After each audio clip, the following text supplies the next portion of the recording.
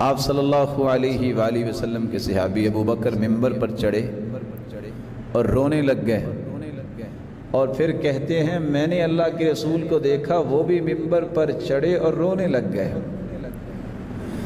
اور فرمایا اسأل اللہ العفو والعافیہ، لوگوں اللہ سے عافیت کا سوال کیا کرو، فإن أحدا لم يعط بعد اليقین خیرا من العافیہ، ایمان اور یقین کے بعد عافیت سے بڑھ کے کوئی نعمت نہیں ہے۔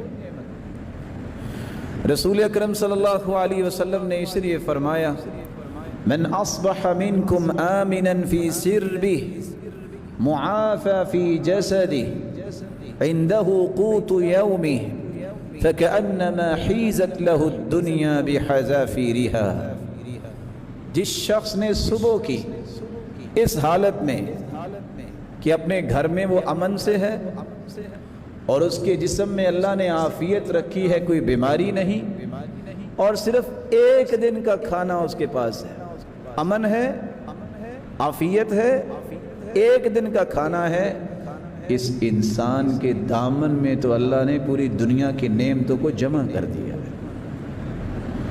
رسول اکرم صلی اللہ علیہ وآلہ وسلم نے اس لیے صحابہ کرام کو یہ جو بات سمجھا دی ہے کہ عافیت سے بڑی نعمت کوئی نہیں۔ وہب ابن منبہ کہا کرتے تھے تین نعمتیں ساری نعمتوں کی سردار ہیں۔ پہلی نعمت اسلام، جس کے بغیر انسان کی کوئی قیمت ہی نہیں ہے۔ دوسری نعمت عافیت، انسان کروڑوں کا مالک و عافیت نہیں ہے، اس کے کسی کام نہیں ہے۔ تیسری نعمت کہ وہ اللہ کے ساتھ اس کا تعلق جڑا ہوا ہو، لوگوں سے مستغنی ہو کہ اس کی پکاروں کا، اس کی دعاؤں کا رخ اللہ کی طرف ہو۔ جب تک یقین اسے نہیں ہوگا کہ میرا رب مجھے ضائع نہیں کرے گا، کوئی نعمت کا اسے کوئی لذت اور حلاوت محسوس نہیں ہوگی۔ کس طرح تلواروں کے سائے میں صحابہ ہوتے اور مسکراتے پھرتے تھے، بلکہ کہنے والے نے کہا کہ وہ موت کو ڈھونڈتے پھرتے تھے، موت ان کو ملتی نہیں تھی۔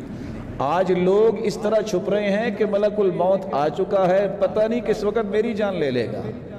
جان اس وقت ہی لے گا میری اور آپ کی ملک الموت، جو ہم لکھوا کے آئے ہیں، اللہ نے لکھا ہوا ہے۔ اس سے پہلے ایک منٹ بھی یا ایک منٹ بعد بھی موت نہیں آنی، وقت مقرر پہ آئے گی۔ رسول اکرم صلی اللہ علیہ وآلہ وسلم نے دیکھیں کتنی اچھی بات کہہ دی، جب کوئی مسلمان ہوتا تو سب سے پہلی دعا یہ سکھائی جاتی کہ عافیت اللہ سے مانگو۔ اسلام کے بعد اللہ کے رسول یہ دعا سکھاتے، کہو اللہم اغفر لی، اے اللہ میرے گناہوں کو معاف کر دے، وارحمنی، مجھ پہ اپنی رحمت کی برکھا برسا دے، واہدنی، اور مجھے ہدایت دے دے اور ہدایت پہ ثابت قدمی عطا فرما، وعافنی، اللہ میں مسلمان ہو گیا ہوں مجھے عافیت سے نواز دے، وارزقنی، اللہ میں نے دین کو قبول کر لیا ہے، اب سارے رشتہ دار چھوڑے ہیں، اب مجھے بھوکا نہ مارنا، مجھے رزق بھی عطا کرنا۔ تو اسلام قبول کرنے کے بعد جو بنیادی دعائیں سکھائیں ان میں عافیت کی دعا پہلے دن ہی سکھا دیتے، اس لیے ہر مسلمان کو عافیت مانگنی چاہیے۔ اللہ کے رسول صلی اللہ علیہ وآلہ وسلم نے اس لیے فرمایا عافیت کی دعا تمام دعاؤں سے افضل ہے۔ ما من دعوة يدعو بها العبد افضل من اللهم انی اسألک المعافاة فی الدنیا والآخرہ۔ لوگ جتنے بھی دعائیں کرنے والے ہیں اس سے افضل کوئی دعا نہیں۔ کس سے افضل؟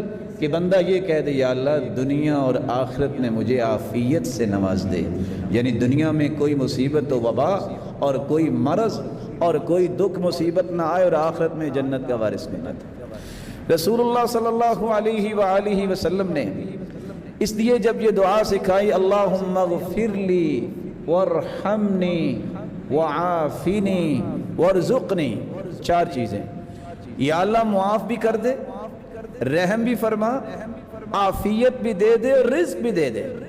ساتھ اللہ کے رسول صلی اللہ علیہ وآلہ وسلم کے صحابی کہتے ہیں اللہ کے رسول صلی اللہ علیہ وسلم نے اس طرح اپنے انگوٹھے کو ملا کے 4 چیزیں، 4 نشانیاں، 4 انگلیاں دکھا کے کہا فَإِنَّ هَؤُلَاءِ تَجْمَعُ لَكَ دُنْيَاكَ وَآخِرَتَكَ، یہ 4 چیزیں جس کو مل جائیں، بخشش، رحمت، عافیت، رزق، اللہ نے اس کو دنیا اور آخرت کی ساری نعمتیں دے دی۔